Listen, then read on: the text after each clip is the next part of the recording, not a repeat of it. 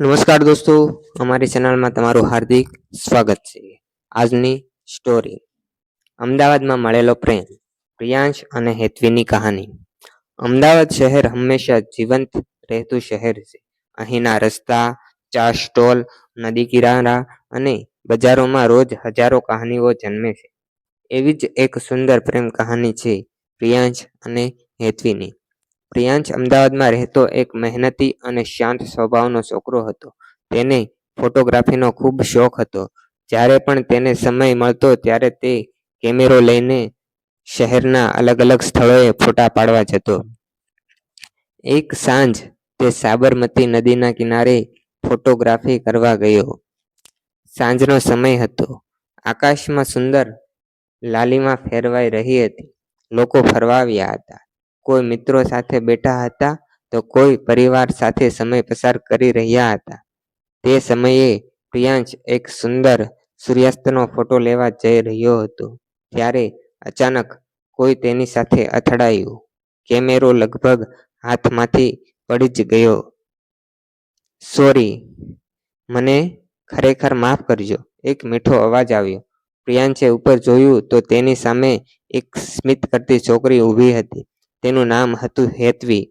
પ્રિયાંશ થોડું હસીને બોલ્યો, કોઈ વાત નહીં, કેમેરો બચી ગયો એટલે બધું ઠીક. હેતવી હસીને બોલી, તમે ફોટોગ્રાફર છો? હા, શોખથી ફોટા પાડું છું, પ્રિયાંશે જવાબ આપ્યો. થોડા સમય પછી બંને વાતો કરવા લાગ્યા. ખબર પડી કે હેતવી પણ અમદાવાદમાં જ રહેતી હતી અને તેને પેઇન્ટિંગ કરવાનું બહુ ગમતું. સૂર્યાસ્તની વચ્ચે બંને અજાણ્યા લોકો વાતો કરતા કરતા જાણે ઘણા વર્ષોથી ઓળખતા હોય એવું લાગતું હતું. તે દિવસ પછી બંને વચ્ચે વાતચીત શરૂ થઈ.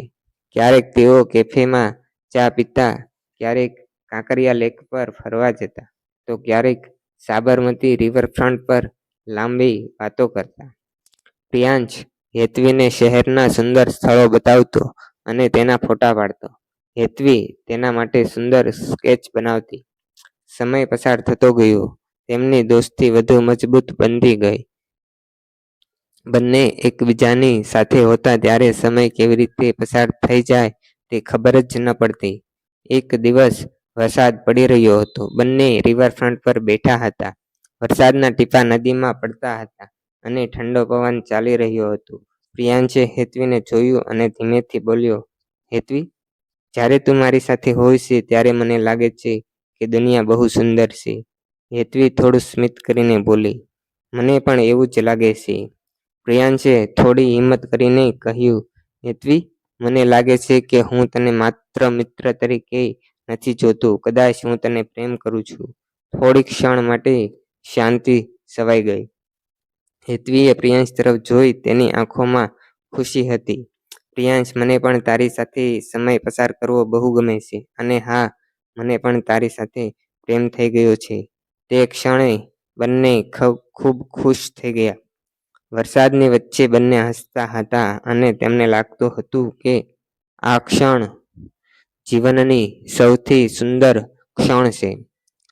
સમય સાથે તેમને પ્રેમ વધુ ગાઢ બનતો ગયો.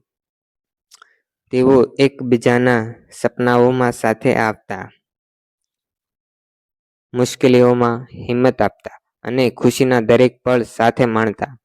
એક દિવસ પ્રિયાંશ ફરી હેતવીને ત્યાં લઈ ગયો જ્યાં તેઓ પહેલી વાર મળ્યા હતા, સાબરમતી નદીના કિનારે.